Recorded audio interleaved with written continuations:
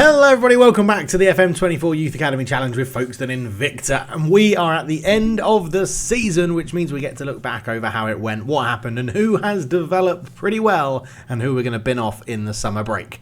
Let's get into it. Yes, hello everybody, welcome back to the Save and fellow managers. It's the end of the season, and it's not been too bad. It is up and down is probably a good way to describe it. Roller coaster of a season is a good way to describe it. But if we dive into the season review, we can go through it together, and then we'll look at the Power BI, see how everyone's doing, and seeing who we think we're going to remove at the end of the year. So obviously new arrivals, we didn't have any, but we did let a few people go, and they found some new clubs and things like that. So not too bad in that one. But in the league, we finished 17th, 46 games played, 14 wins, 14 draws, 18 losses, a -8 goal difference is what we ended with, on 56 points. So very, very safe away from relegation, which was good. But yeah, a bit further away from the sort of playoffs and things I think I would have liked us to be in. Junior Ward ended our top goal scorer in the league with 15 goals. So he really did come alive when we went to the 4-4-2 and played him as a target forward. He was getting on the end of a lot of chances with his head specifically there as well, which is good. In terms of results, yeah, a bit of a mixed bag. We actually picked up quite a few points towards the end of the season, which wasn't too bad at all. And I think it sort of cemented in my mind the 4-2-3-1 for next season, like going forward with it. So we'll see how that plays out. In the FA Cup, knocked out in the first round by Exeter. Wasn't great. We didn't score, so that's pretty disappointing. But yeah, Carabao Cup knocked out in the first round by Plymouth. At least we scored 2 goals in that game. Championship, by the way, Plymouth. So they were much better than us. And the Football League trophy was pretty rubbish. Lost 3-1 to Arsenal. Drew 1-1 and lost on penalties to Southend. That confused me then. And lost 1-0 to Solihull Moors. So a little bit disappointing, but that was the season. Moments to remember: a 6-2 win over Stevenage. Ward getting 2, Omarovic, Johnson, Bursey and Lewis getting a goal as well. A 1-1 draw against Leyton Orient was the match to remember. I would say probably the 6-2 away win at Stevenage is probably a better match to remember than a 1-1 draw. But goal of the season was scored by Luke Johnson off the left wing. Dribbled pretty well and scored a nice little low shot to give us, to make it 2-2 at the time. And then we actually went on and got a winner through the centre-back / holding midfielder Adam Cross, which was nice. Finances-wise, nothing much has really changed. We have gone up in sponsorship money, broadcast revenue, corporate facilities, competition prize money, and match day as well. Although I actually think prize money was less this year. I don't know why it says NA, but sponsorship and stuff did go up as well. We did mainly line up in the 4-2-2 like this. Pikarski in goal, Evans, Gubbins, Moore and Zimmer at the back, by Beredetsky and Emmanuel in the middle, Omarovic and Johnson, Ward and Gemmell up there as well. So it was, I do like the 4-2-2. It is a very good thing that I like to do. Fans Player of the Year was Junior Ward. Young Player of the Season was Luke Johnson. Goal of the Season was Luke Johnson. Top goal scorer Junior Ward. Most assists was Luke Johnson. Most Player of the Matches was Junior Ward. He got the highest average rating with a 7. And Adam Cross at centre-back had the most passes completed per 90 minutes, which was pretty good for him as well. We didn't win any competition awards, which is a little bit annoying. However, record breakers. Most goals in a match was Junior Ward with a hat-trick, so that's put him in there for the most goals by a player in a match. Most goals by a player in a league match was 3 as well, Junior Ward, same game. Kai Alsop is now the most league appearances by a player with 489, and Ollie Lewis holds the record with the fastest goal ever scored for the club after 13 seconds. So some very good stuff there. And all in all, pretty good. We did pretty well, to be honest. We've paid out 36k for finishing 17th, but we've been awarded 482, and this is where the money will start sorting itself out, because we're going to get this money at the end of the season, and we get the TV money at the beginning of the season, which is very, very good as well. So finances wise, we're now back in the black, 189,000, and as I said, that will go up a little bit more when we get some TV money at the beginning of the year as well, which should be pretty helpful. Not huge amounts, but it should be pretty good, to be honest, to allow us to do that. And yeah, overall, pretty happy with how we played. As I said, the end of the season was a bit of a mixed bag. A few wins in here, a couple of draws, a couple of losses, so not too bad at all. But I think overall, finishing 17th is respectable. But let's go and look at the Power BI. So diving into the Power BI, then what we can see is the preferred 11 of people is still the same on here. yeah, Junior Ward, Lexi, Blair Gemmell, Englefield comes in at attacking midfield if we're going to play him. Potential opportunity for him next season. Blair Gemmell and Lexi basically just swap wings as wingers and inverted forwards. Not too bad. Gubbins is still hugely important to us, but is unlikely to be here next year because he's still refusing contracts. Richard Evans is still the best right back at the club, and Beckham Wooden apparently is still the best goalkeeper, but I really favour Piekarski to be our number one goalkeeper in there at the moment. But more importantly, I think, is this page for this one, right? 54 players at the club. That's too many. That's too many. We're having a huge cull in the summer this year. I want to get that number down. I want it to be manageable. I'd like to get a few more players out on loan if we can, and see what we can do. As you can see, we've got a number of people in here now that could really be released or maybe not stay around. We'll see how it goes, but there are some good personalities in there that I don't completely want to dismiss either, so we're going to have to see how that goes as well. But overall then, so 45 goals is what we scored this year. That can't be right. 45 goals? Is that it? Have I updated this? Have I updated this at all? I'm just checking in game here a second. Give me a second. Give me a second. League table, Folkestone. No, we've scored 4 is 49. I haven't updated the Power BI. Be right back. Okay, there we go. That's better. Total number of goals scored is 91 for the season. That is including people out on loan at different clubs as well. But Junior Ward was the top goal scorer and Luke Johnson was the top assister. Most creative player was Luke Rice, interesting, from the right-hand side. Junior Ward with the best non-penalty expected goals. Daniel Koulibaly had the best average rating, but if we search by that, I'm going to suggest he actually didn't play that many games, I'm going to say. Daniel Koulibaly did play 3,280 minutes, so actually did do pretty well. It does, yeah, I guess it's 900 minutes or more, so does count. He played 10 games. Best pass completion was the goalkeeper Piekarski. Richard Evans with the best tackle ratio, and Elliot Moore with the best header ratio. Still is one of the tallest players, or best jumping reach players at the club. And the average age was 20.76. So you can see there are a number of minutes and goals leaning and moving towards the lower end of the age spectrum. But our players are starting to become over 20, or 20 and over for the majority of minutes, which is pretty good, and goals as well. So it is getting there, which is a pretty decent sign that a number of players coming through are doing a decent job, to be honest. So let's go and see what this has done here. Yes, it's now added a few more people to the 12 or worse in all metrics list. 63 players at the club, which is something we want to get down. And then obviously everybody's now listed by their positions as a goalkeeper, all the way up to target forward. I do still want to keep adapting this. I will be bringing out the video relatively soon for how to use Power BI and pull out the data and the attributes and stuff from the game. Not too sure how I'm going to make it accessible for everyone to get. Probably might be in terms of a Patreon or YouTube member paywall, because I put a lot of time into developing it. So I do think monetizing it is probably a fair thing to do, but I'm sure that's going to upset a few people in the comment section. But yeah, that's pretty much the squad. I'd like to bring potentially a few more things in that involve also like contract expiry, see who's we want to renew.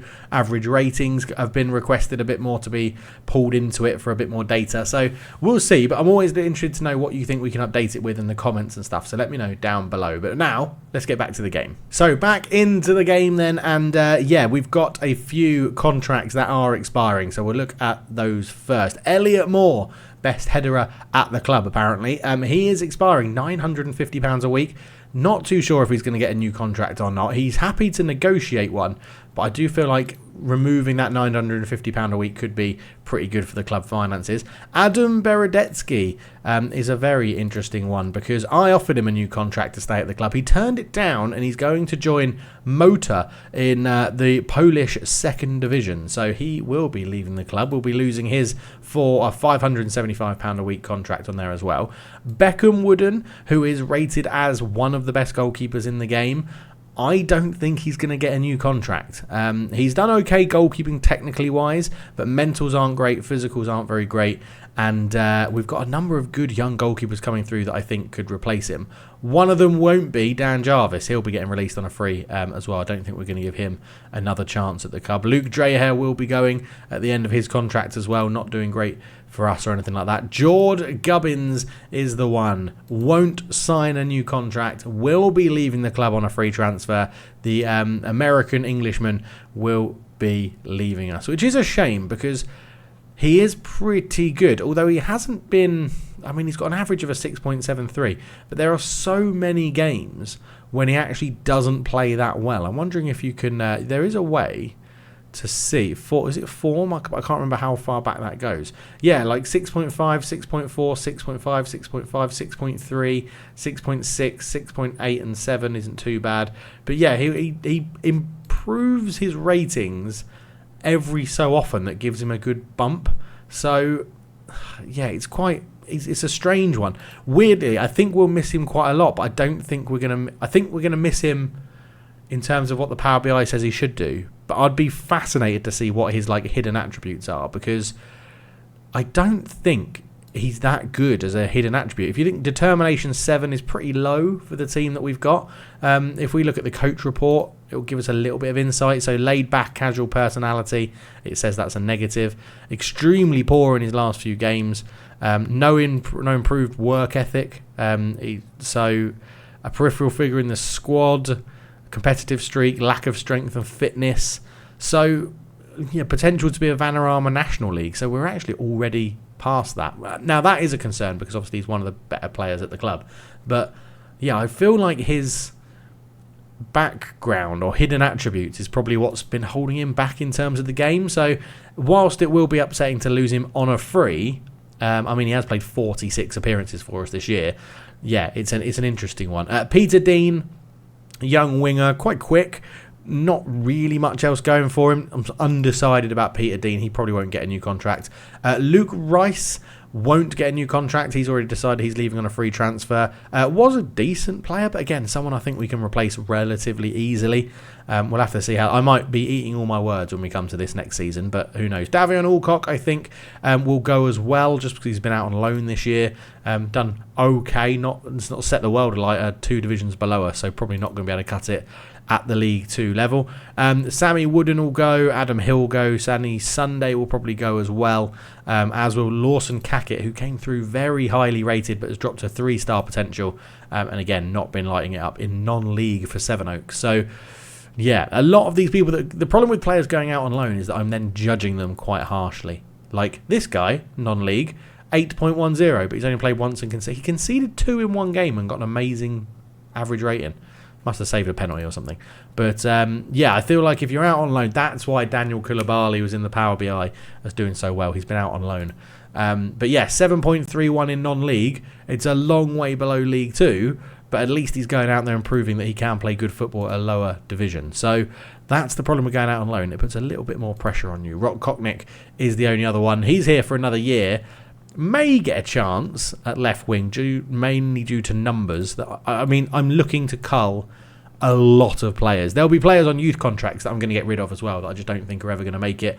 This is the whole squad. This is everyone at the club. So if you look down, if we search by reverse potential, so many people that are now under a sort of 4-star limit that I think we should probably keep at the club, even through our assistant manager's eyes. And Callum Davies isn't the best. Trim Skjorten will be staying. He has got a 1-year contract because I really want to turn him into a coach. I really want him to stay and be a coach. He was an absolute hero in those first few seasons. Never really let us down. He's really dropped off in terms of appearances this year. But yeah, I want to keep him around just because he's become a bit of a favourite of mine, or at least keep him around and get him loan moves and things like that, and see what he can do. But I think there is going to be a rather big changing of the guard, I think, going into the start of season 12, and that's what we're gonna look to implement, and it's really not too bad. I mean, the season overall then, looking at Sky Bet League 2, if we just go and look at the league table, into 17th we finished, started up as 4th, went as low as 22nd, but was pretty average, to be honest, in terms of like lower mid-table, 15th or 14th to 18th. We never went higher or lower than that throughout the last quarter of the season. So all in all, I think it was a relatively decent season. We did mix it up between the 4-2-3-1 and the 4-2-4, ending the season on the 4-2-3-1 mainly. There was a question to be like in the data hub, could we have a look at some of the team performance stuff? Is it shots I think I wanted to look at? But I wanted to look at it through it's not shots and goals, is it? 123 or percentage? No, I wanted to look at where you compare the system. Oh, that was it, comparing the systems here. So formations used. The 4-2-3-1 we used 42% of the time. 22 games started it. Clear-cut chances was -10. So we created a chance every 91 minutes, but we gave up a chance every 62 minutes in that one. And there was a bit worse in the 4-2-4 actually, which was a chance every 87 minutes, but a chance against every 62 minutes, which is a little bit of an issue, I guess. I'm not really fussed about formations faced because I don't think we're good enough to really counterattack what we're doing. But yeah, so we used the 4-2-4 for over 50% of the season. 6 more games started as a formation. It does create a chance more regularly for us, but only just. And they are chances against are pretty similar. So, yeah, it's an interesting one. It's an interesting one about what to do there. So, I mean, it's annoying that it says no scoring data.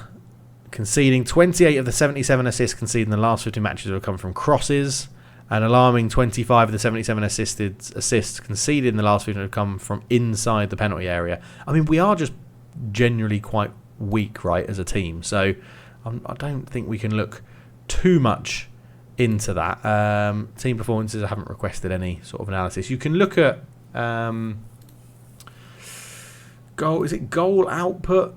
I can't remember what it is. There's one that's like crossing of attacking efficient shooting. Is it shoot? I think it might be shooting. Folkestone Invicta. Oh no, I don't actually click on us. What does it mean? That's goal output. So goal output, we're up here, which is low non-penalty expected goals, poor defending, high non-penalty expected goals, poor defending. So we're bang on average for expected goals, non-penalty expected goals, but we're in the poor defending category. Okay, that's a little bit. I feel like I've done myself a bit of a disservice there. No, I don't want to ask for anything. I want to edit all visuals. Then I do want to look at the shooting one. Shooting. Creating scoring shooting. That's what I wanted to look at. So if we look at shooting, yep, I actually want to see it. That would be helpful. Show me the actual scatter graph. Like, we are passive shooting with low quality shooting. There you go. So yeah, so we're not shooting enough, and when we do shoot, it's crap. Generally, is what we're. Oh, I'm under editing, aren't I? Shooting. There we go. So yeah, we're down here. So passive shooting, low quality shooting. So expected goals per shot is pretty rubbish. So we're not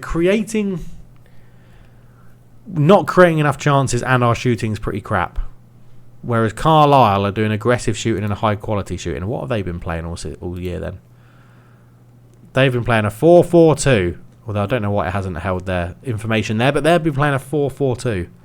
I mean, a 4-4-2 and a 4-2-4 are very similar. Maybe the 4-2-4 is the way to go. Or do I stick with the 4-2-3-1? I love a 4-2-3-1. And I love a 4-2-4. I don't know. I wish the data hub was just better. If we go edit. There's a way to see, like, chances. I swear it's not the shot. Oh, it is the shot map. That's what I wanted to see. Finish editing. Shot map of the last 5 matches, which was all using the 4-2-3-1.